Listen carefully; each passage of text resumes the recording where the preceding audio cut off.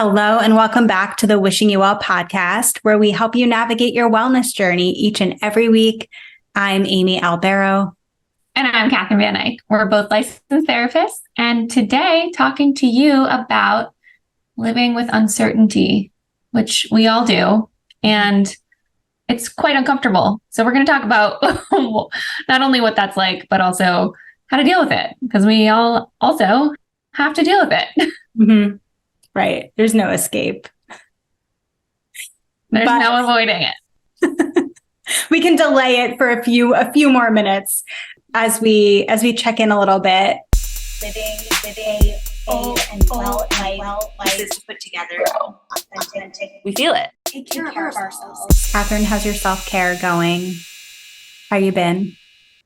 My self-care, I was thinking about this earlier before we were going to record, and I was like, my self-care, we're recording on a Friday, and I love when we record on a Friday because sometimes I'm like, ooh, self-care is so fun. Like, I'm going to get so much self-care in this weekend.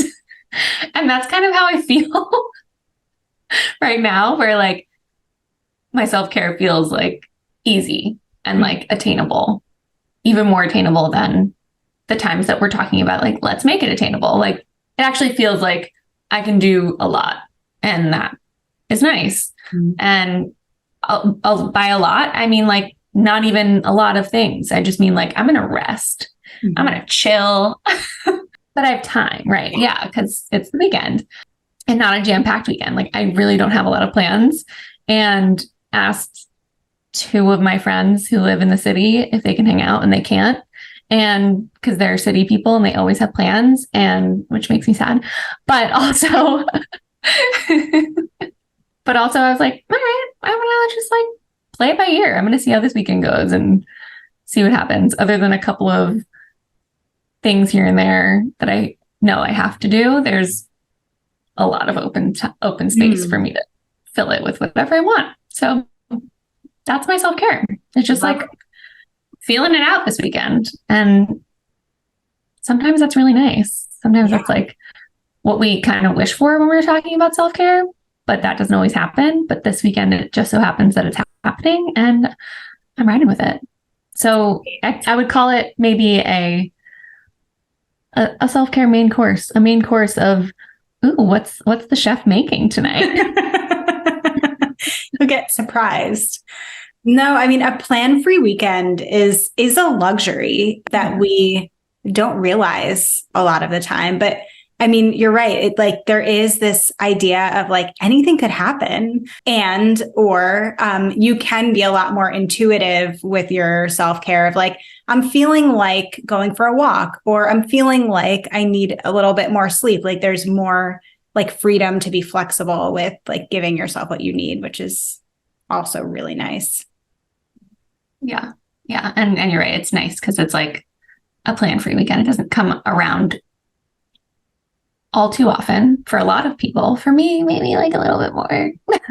Mm-hmm. Because I'm not a city person. One of my friends was like, well, like being pregnant is like plans enough. And I was like, is it? You guys are doing fun things. What are you doing? But anyways, what about you? So I have a self-care item, and then I also need a little bit of a self-care brainstorm. So I'm putting you to work, Catherine. So I've been really, really trying. Actually, you can really help me with this because you are pregnant. So you have experience with what I'm about to say. So yeah. I'm not pregnant. So weird. That was weird. I knew that, but it like really sounded like that when you were saying it. I was like, what is she going to say? Because I know she's not going to say it. But I have, similar to people who are pregnant, I've been reducing my caffeine intake, and I'm really trying to not drink coffee because it's not very helpful to my gut at all. And also, I mean, I on this podcast many times have referred to like my sleep related issues. So I'm really trying to like not have coffee or any sort of caffeine. which is challenging. And so I've gotten over the idea of like the ritual that I love in the morning of like a morning cup of coffee. I've kind of gotten over that. And I feel okay in the morning, kind of like managing my energy and all of that stuff. It's like this time of day, it's like midday that I'm so tired and I need suggestions. And this is like really when I want to like lean on caffeine in some way. So I need some suggestions for ways to like get more energy that also won't disrupt my gut / my sleep. Thoughts? Yes. Okay. I have a few. One, it's nice that you've gotten over the ritual part. Like, I think it deserves some sort of long mourning and grieving thing, because it's so sad to give that up. And knowing you and knowing how meaningful that was to you, I know that that's like so hard, like yes, extra hard. I definitely did mourn and grieve it for sure. Good. I'm glad. Then the other thing around your energy levels midday, I can't speak from experience because when I gave up coffee, I also was just exhausted all the time because it was the first trimester. So I was like dead. So I couldn't really attribute that to not having coffee. But I will say that, you know, one thing that you already do that potentially might work in this scenario, depending on what your time is like, could be to get in a quick walk or like get in a quick some sort of movement, stretching. If you don't have like actual time to do a workout / don't feel energized enough to do a workout, you might be able to incorporate some sort of movement type thing in midday, because sometimes that perks me right up. Yeah. No, a walk sounds good. That's what I did today, which felt good. I've also been trying to stand as much as possible, like, because this like sitting, we sit for a living, so it's like can also be more tiring. Yeah, I'm just trying to be curious with my body around it, but I feel like ultimately like the big self-care piece is reducing caffeine, because it's like not actually helpful to me. But it's like finding this like intermediary step as I like detox from coffee. Yeah. Well, and I wonder if there's this another aspect, and you know this, but like I'm not a nutritionist, so like anyone listening, don't take this for a fact here. But you could ask your dietitian about that particular meal that you're having, you know, your lunch, that midday meal. Is it sufficient enough to be carrying you out through that rest of the day, or do you need some sort of energy boosting snack, like some sort of apple or like a date? Dates are really high in sugar and they can perk you right up without the crash necessarily. So there could be some other foods that you might be able to work into your diet that you're already working on that could help too. Totally. Ooh, that's such a good takeaway. I will definitely raise that with my dietitian for sure. Okay. All right. No, that helps. So kind of like staying active and looking at my like my meals and whatnot, and making sure they're balanced enough or like energy packed enough. Or maybe I do need an afternoon snack instead of like an afternoon coffee. Yeah.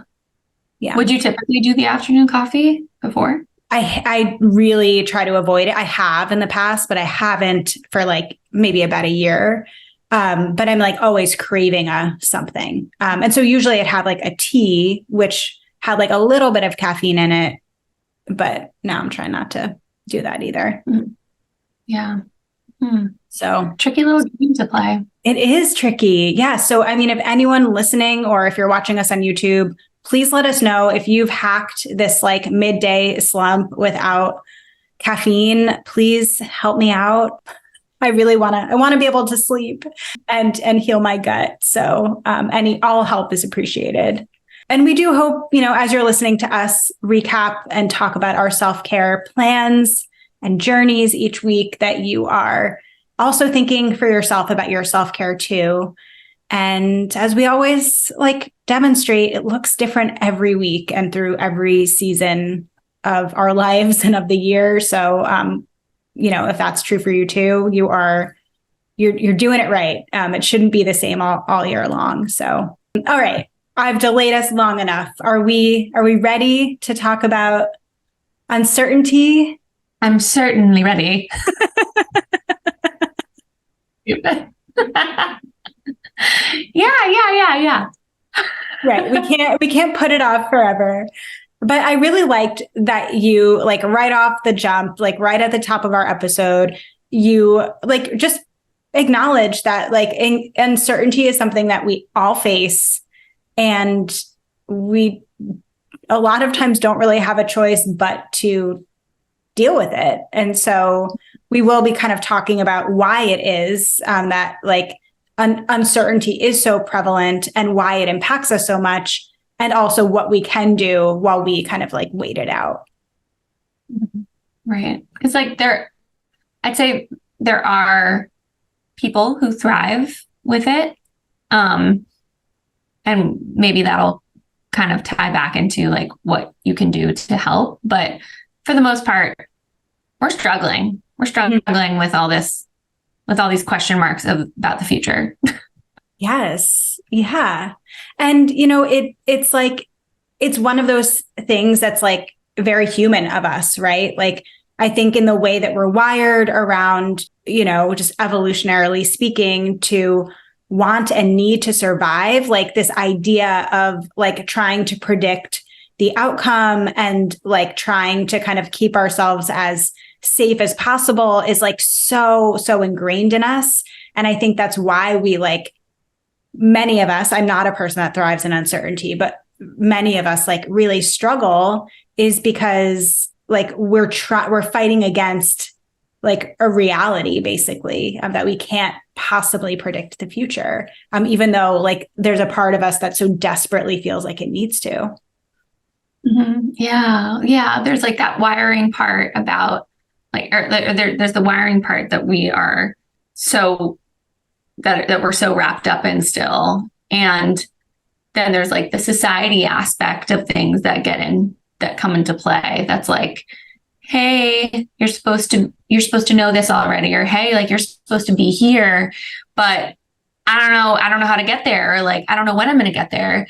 And so it kind of just like stirs it around and brews it into this massive mess. Mm-hmm. Right. This like anxiety laden soup. Yeah. Like, I mean, when, before I got pregnant, my biggest anxiety was, will I be able to get pregnant? Mm-hmm. And then if that's true, then like when? And that's a huge uncertainty that many people have. And you don't quite, you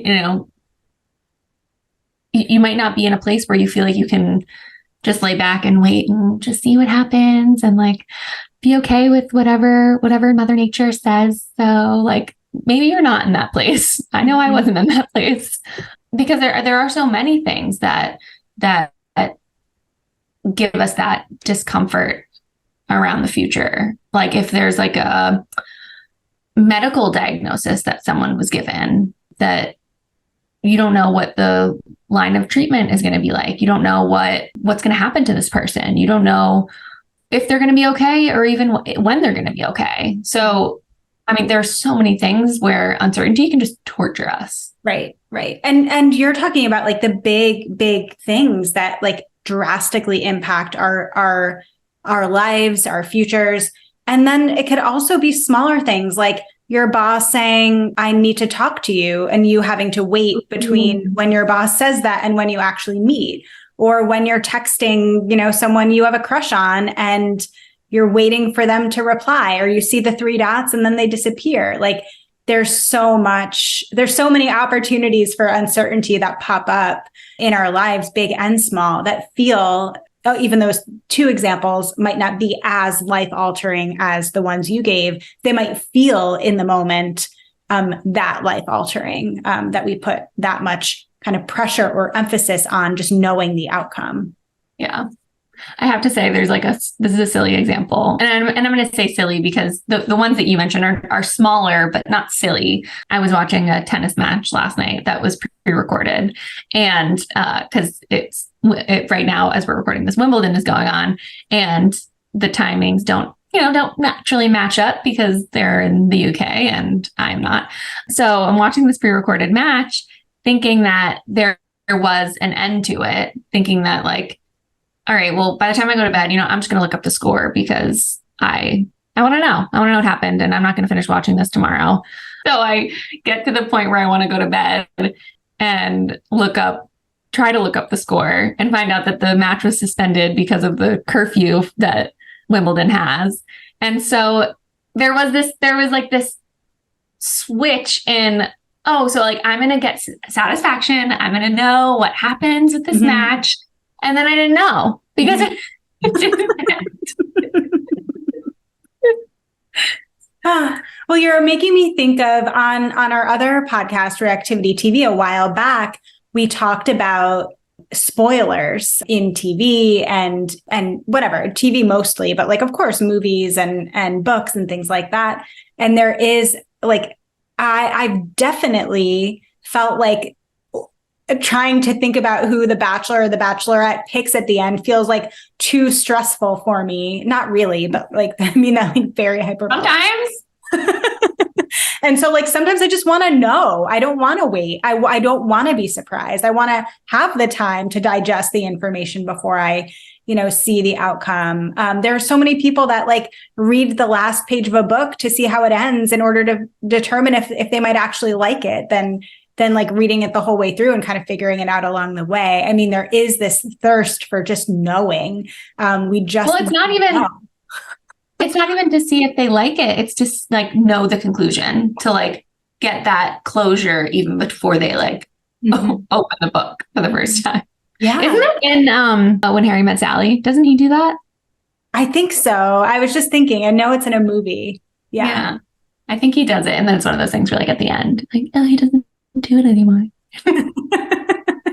Comfortable with uncertainty. Yeah. But yeah, it's such a very human tendency it gives us a really false sense of control in a life and in a world where so much is out of our control.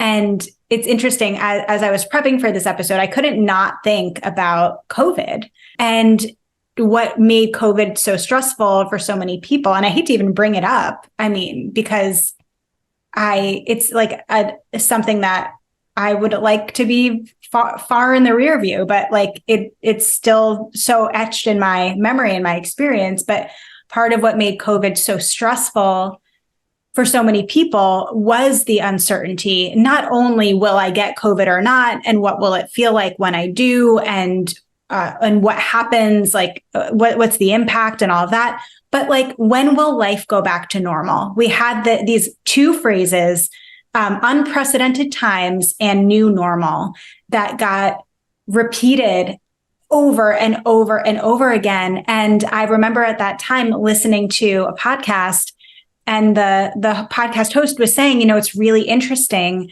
this phrase of unprecedented times, because the reality is that all times are unprecedented. We never know the future. We never know how long anything's going to last or when something will change. We never know that. And so why is it that right now we are so thirsty for that here? And that really resonated with me then. And it's something that I remember now, that the only constant in life is that things change and that things are uncertain. That is literally the only thing that we can count on, is that we can't count on anything, which is kind of a mind fuck. It kind of is. It's hard to swallow. And I cringed when you brought up COVID too, because I too remember thinking like, well, maybe like I'll find not I'll find the answer for how this will end, but maybe there's somewhere on the internet that's going to tell me something that like the news is not broadcasting every single day. Like, so I was literally one of those people that would look up on Google, when is COVID ending? Mm-hmm. Mm-hmm. When will this end? And I got such, well, sometimes comfort, but like such, I don't know what to call it really. I got a sense of satisfaction when I would get emails. I think it was from like the Connecticut governor that would release emails I think it was every day, of the COVID numbers and the hospitalizations and test results and things like that. And I would look at it and I was like, okay, oh, that went down one person from yesterday. Oh, that went up like a ton from yesterday. Like I was so invested in it for not the whole time, but like for a good number of weeks and during it, because I just wanted to see like, all right, how can I interpret this information to make me feel better, to make me think like we're all going to be okay soon. Like this is all going to be fine soon. I'm going to be able to go into my office, go into, anywhere, anytime soon. It's wild. Yeah, right. Yeah. And I think it is a way to search for comfort or familiarity or predictability, because when the uncertainty is really highlighted, it does feel like a threat to our safety, to our well-being, which is why I think just the sitting in the waiting is so hard, because it's like, well, what am I supposed to do? I think want to do something about it. And I know as therapists, we are confronted with that all the time of like, I'm feeling whatever, insert the blank here, like anxious, depressed, stuck, like, tell me what to do. Like, just tell me how to fix it. Tell me how to make it go away. Tell me how to not feel this anymore. That we, I think, are really bad at sitting with discomfort or sitting in the waiting until something kind of runs its course, which it inevitably does, but it's just how long until it's over. Right. When somebody tells you to wait, like if you tell your dog to sit and stay and there's a treat in front of them, and like they don't know when you're going to say, okay, or whatever your cue is, like puppy, go eat, like whatever it is, that like they don't know how long it's going to be. And I don't know anything about dogs' minds or anything, but like if somebody did that to me, if somebody put that in front of me and just said, wait,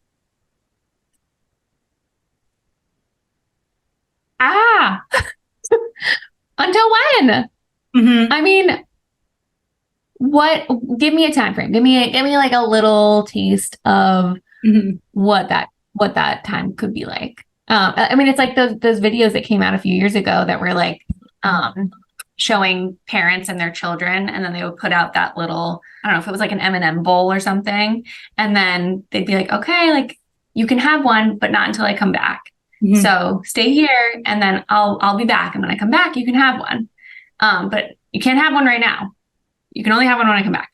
So then they would leave, and then some of the kids would be like,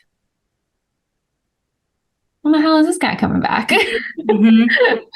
And some kids would eat it right away because they couldn't fathom waiting. And some kids would wait it out. And of course it wouldn't be like days. Right. It would be like, but that just goes to show how it's not only just like a matter of impatience, it's just a matter of discomfort with like, I don't know when that's going to be. So I need to find something here that will make me feel a little bit better. Yeah. Well, there's another study similar. I think the M&M bowl thing was probably an offshoot of this study, but from years ago, there's a marshmallow study, similar concept.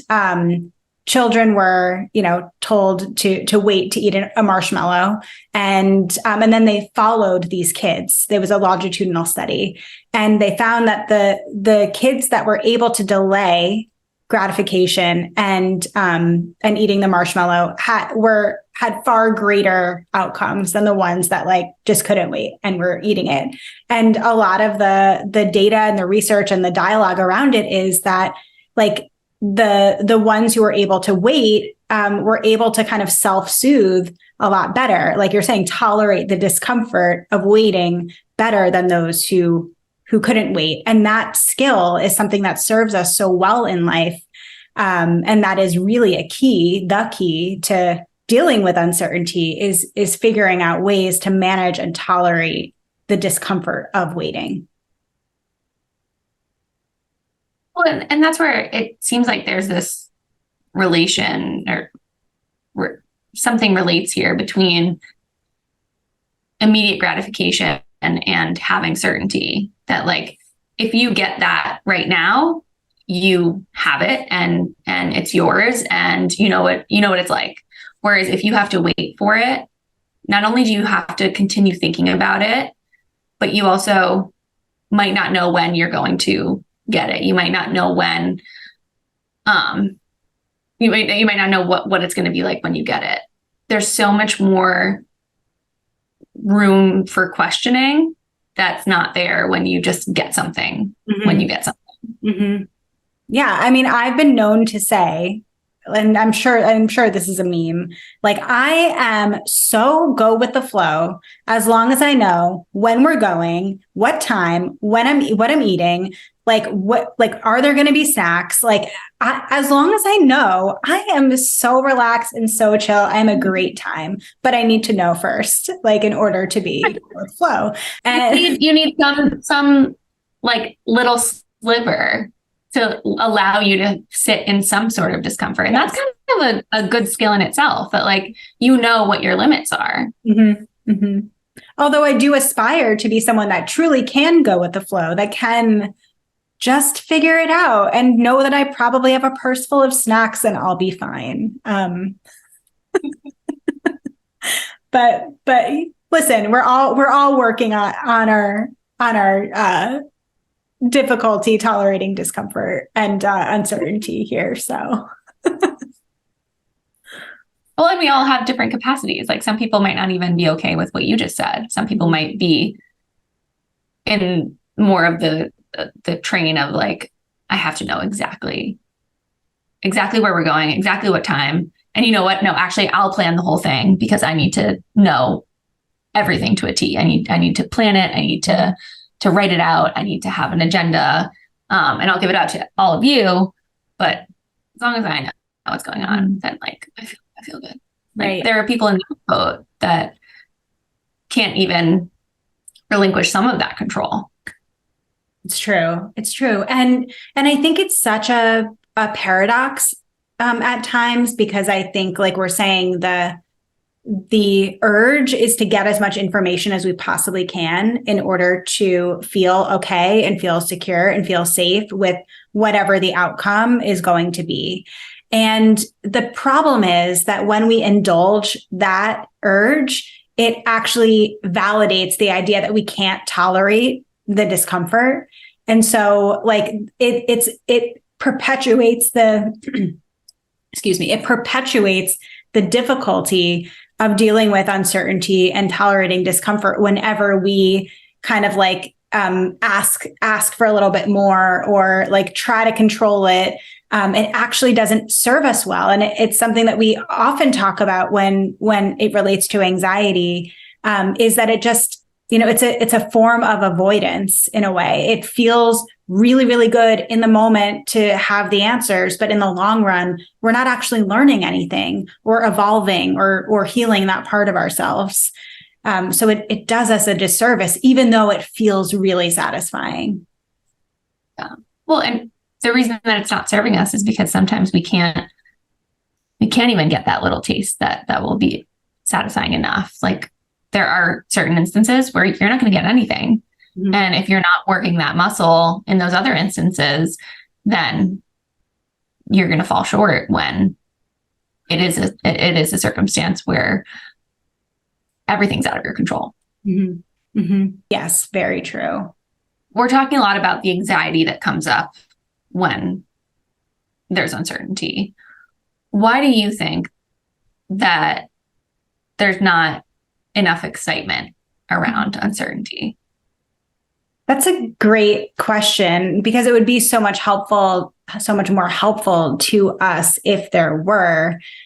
But I don't know. I think, again, like, it's so, again, paradoxical here, because anxiety, we are wired to think that anxiety is something that keeps us safe, that keeps us on alert, that keeps us a step ahead and keeps us foreseeing the future. And ironically, things like excitement and joy are way more vulnerable or feel way more vulnerable, because if we let ourselves get excited or get optimistic about something, there's a lot more room for us to get disappointed. Or, if we are thinking like, oh, wow, something really great might happen, and we let ourselves maybe indulge in that a little. If something great doesn't happen, then we feel doubly disappointed. And so I think in a lot of ways, kind of easing off of the excitement of things is a way that we protect ourselves as well. In addition to us holding on to the anxiety, we're like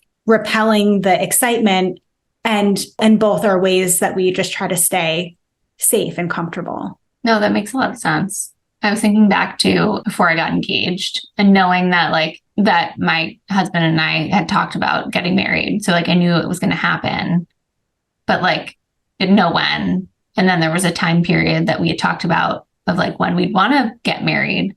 And then I had already started calculating in my head, well, I need to plan a wedding in X amount of time. So it must happen around this time. And so I started to already try to know when it was going to happen. Meanwhile, I had already decided, I don't want to know. I actually want to get a surprise proposal. But then having that in my head, I guess it wasn't okay enough for me to just be excited. Mm-hmm.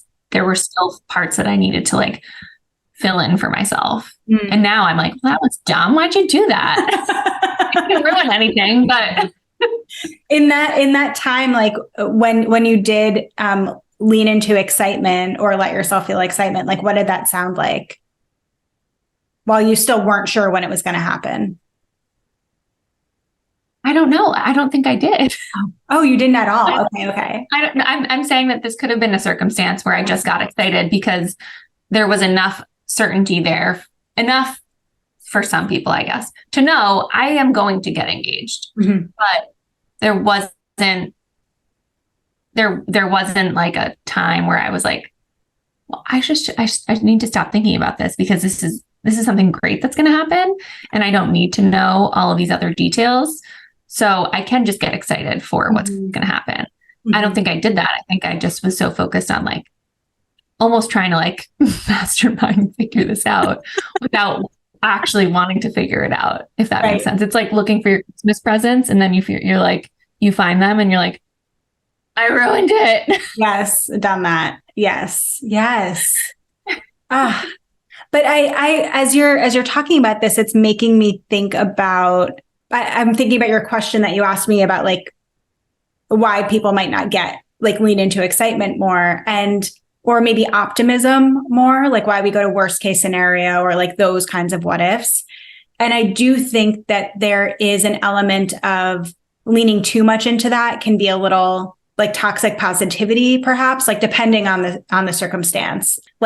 If you are worrying about someone's, I don't know, a health diagnosis, or maybe fertility, getting pregnant, things like that, where you really might not know. And there is a real opportunity for an outcome that isn't ideal, that if you were to go into it and say no, everything's going to be totally fine, and this person's going to be totally healthy and fine. It's not a realistic or helpful idea, but it also doesn't allow for you to also embrace this is really fucking scary, and I don't like this, and I'm really worrying about what's going to happen. And so I think whenever this is a really long-winded way for me to get around to my point, which is I feel when we are dealing with uncertainty, that it also kind of forces us to, because it's so anxiety provoking, forces us to go into extremes of either or, and that we feel we need to pick one. Either I'm going to be optimistic about what's to come, or I'm going to be kind of as you said, masterminding every possible outcome and calculating all the possible timelines, wanting to make sure I'm aware of when the other shoe's going to drop. that I feel like because it is typically around a stressful situation, the extremes are so easy to kind of settle into on either side. And that's not helpful either. Did that make sense? That was very tangential thought. Yeah. I mean, so like if it's something that is potentially negative, that any kind of excitement or like optimism you could have is actually masking all the worry and all the other feelings that you could have around it.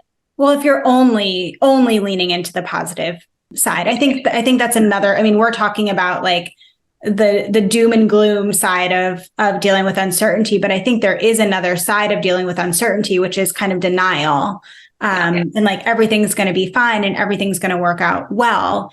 And I'm not saying don't be positive or don't be optimistic, but having a more balanced view or allowing yourself to feel a range of feelings and thoughts around things is really important. That's a really good point. All right. Well, what about overcome it? Do we overcome it? Is it something that we just have to work on? But like, what are some things we can do to keep us from getting into that uncertainty pile of crap? Well, I guess going off of my last point, it is to let yourself experience a full range of emotions around it, including joy, excitement, optimism. Like let yourself spiral and spin out and write out all of the what ifs on the negative side, but also give yourself an opportunity to think about the potential positive outcomes as well. So kind of give yourself a practice of thinking from both angles. And I think that's the thinking about what positive outcomes can happen is also a really important practice, especially if you are someone who views their life as the other shoe is always going to drop, that we sometimes forget to think that something okay can come from a time of uncertainty. And so it is a really good practice of trying to be aware of all is not completely lost if this bad thing happens. So I think it's having that kind of practicing a flexible mindset and letting yourself imagine both sides of the outcome. Yeah, I think that's really productive. It's like gives you a more well-rounded way of thinking about a situation than just trying to figure it all out or trying to know everything when you can't. Mm-hmm. Mm-hmm. What do you think? There's a lot about uncertainty that is future thinking. You know, when we're thinking about what could happen, what could go wrong, what could go well, and just not knowing about it, we're not thinking enough about what's happening right now. We're thinking about what's going to happen or what could happen. So practicing some sort of mindfulness to bring you into the present.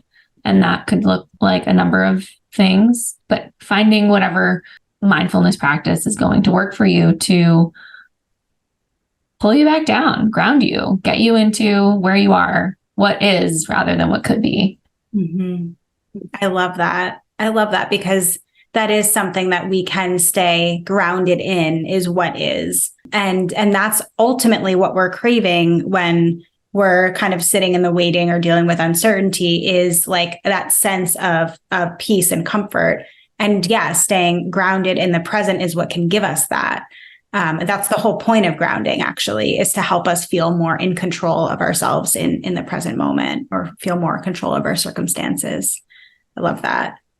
Yeah. And it gives you a more factual viewpoint, because if you're sitting in the what is, then you're experiencing the truth. You're experiencing what's happening around you versus what could be, and all of these floating thoughts. It's like everything actually is there in their place. Mm-hmm. And maybe your present is there are parts of the present that are uncomfortable to you, which I kind of want to hit on, but like maybe there are parts of your present that aren't uncomfortable and aren't comfortable. And that too can sometimes give you a sense of peace to it, depending on what that sort of thing is.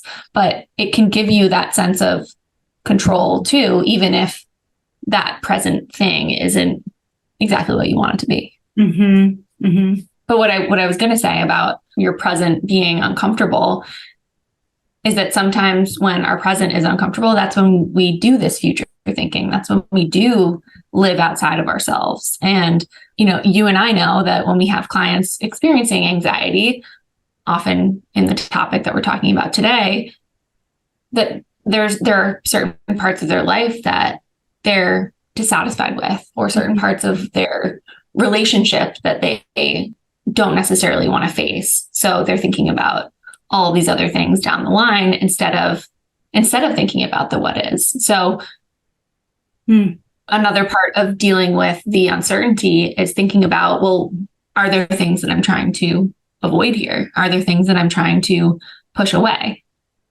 Damn, Catherine. Yeah. Wow. Mic drop moment, because it's so true that sometimes, staying up in your head in the uncertainty is such a distraction from what is going on now. And you're right. It is such a clue or a cue to, why am I spending so much time in this? Like, what might I be potentially avoiding facing right now? Oh, I love that.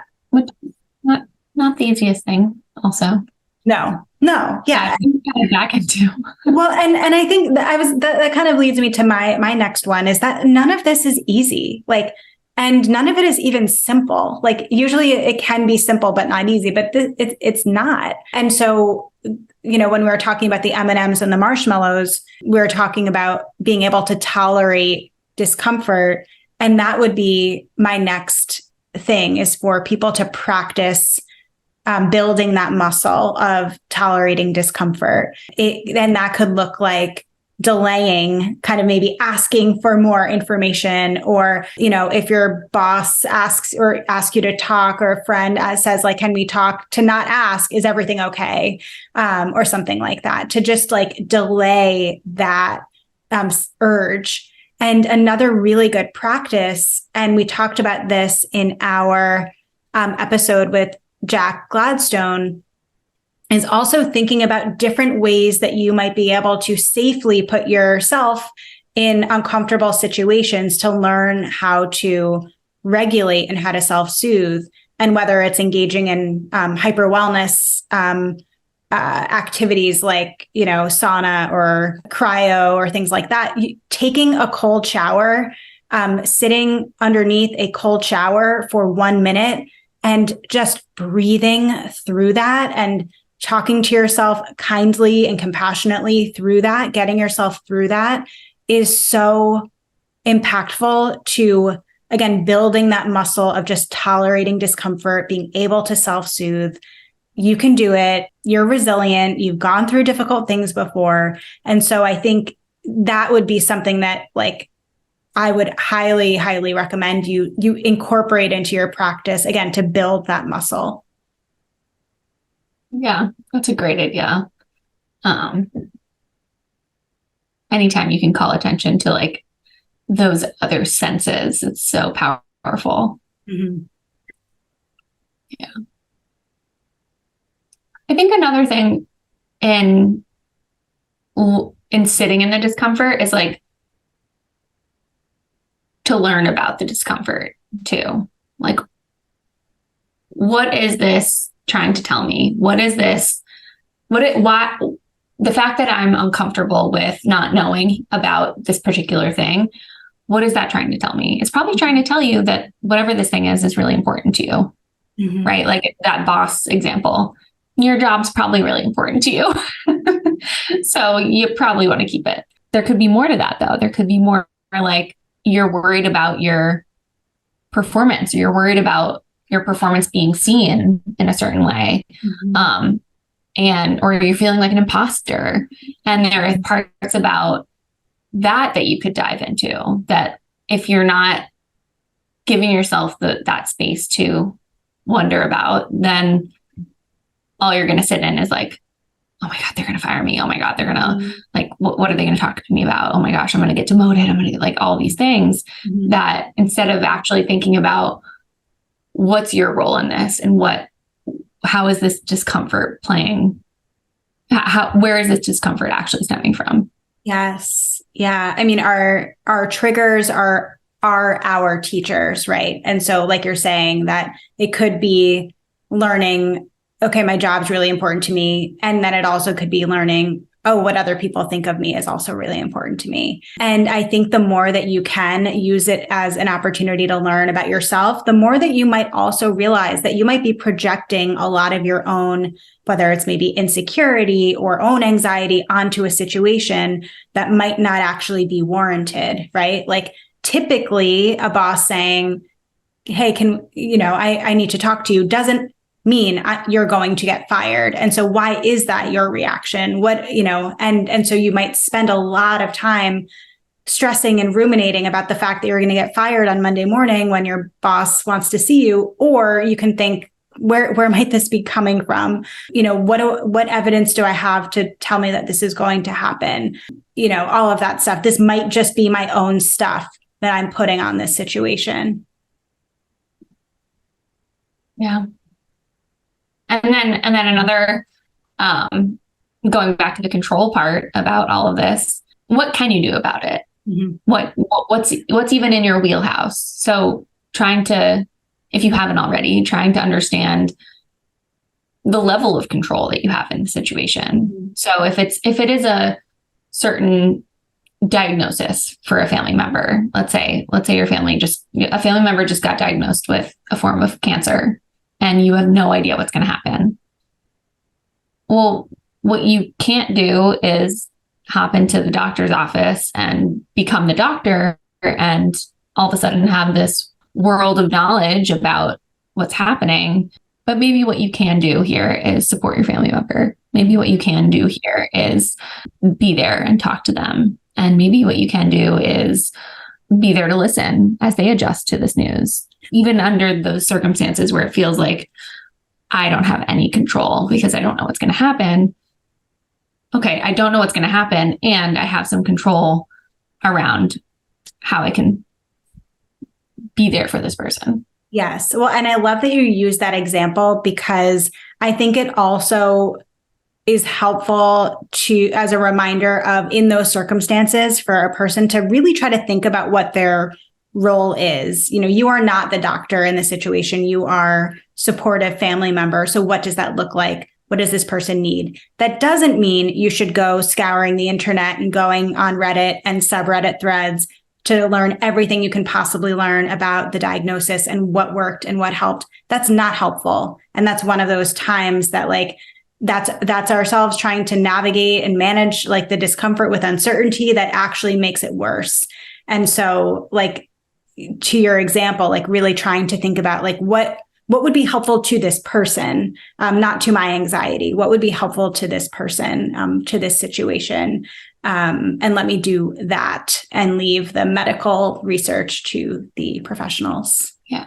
And the last thing that I had around those, what kind of questions to start asking yourself, kind of relates back to your, the whole marshmallow study that you brought up, about how these people that grew up with that delayed gratification were able to self-soothe. Mm-hmm. So my other question would be what can I do to soothe this feeling while I wait it out?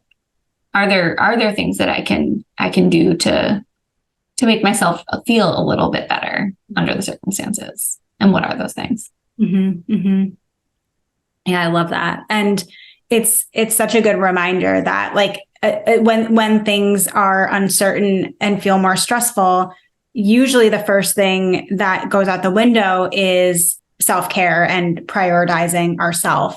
And so this is actually a time to really lean into things that make you feel good, things that make you feel rested and nurtured and well overall. So thinking about, what does make you feel good and comfortable, and to ensure that you're still taking care of yourself and whatever that looks like through this period of waiting and uncertainty. It's going to look different than it might in other times of your life. And the last one I have is kind of not surprising coming from a therapist, which is it's a really good time to see a therapist when you are navigating through uncertainty.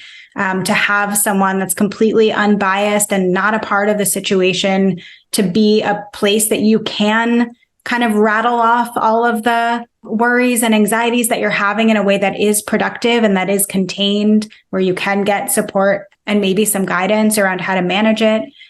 So going through uncertainty, going through periods of uncertainty can feel really lonely. And also if your feelings of uncertainty are related to someone else, like using your example of a loved one's diagnosis, it might also feel, I'm not saying that it is, but it might feel burdensome to kind of talk about your feelings with the family member that's going through it. So it's helpful to talk about them with someone that you can trust, and that again is totally removed and can be there for you in a way that maybe other people can't right now. Yeah, that's so true. Go therapist. Yeah, it's coming from two therapists that, also deal with their fair share of discomfort around uncertainty. Yeah, and also go to therapy. And also go to therapy.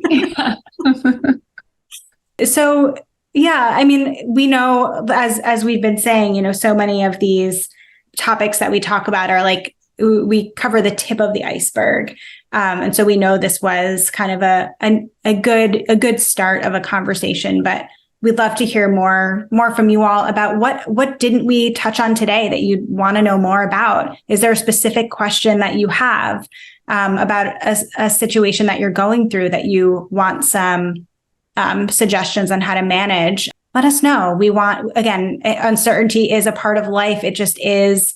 It's going to be here. We can't change that. And so how can we help you better to sit with it while you're in it? Well, thank you for listening to our episode. If it was helpful to you, remember to rate this episode, maybe share this episode with a friend or a family member that might also be going through some uncertain times. That is, that's a really good friend of you, but it's also really helpful to us. It helps kind of spread our message and spread our podcast as a tool to support others as well. Please make sure you're following us on Apple Podcasts and on Spotify. And also make sure you are subscribed to our YouTube channel, Revive Center for Wellness, where you can watch full episodes of our podcasts up on YouTube, as well as our other bonus weekly podcast, Reactivity TV, where we give our therapist perspectives on all trending TV and movies. You can also stay connected with us on Instagram at Revive CFW and Threads. And you can follow Catherine at Catherine Van Eyck, me at Amy Albero LCSW. You can check out our website, revivecfw.com, and send us emails to wishingyouwell@revivecenterforwellness.com. Until next time, we are wishing you well.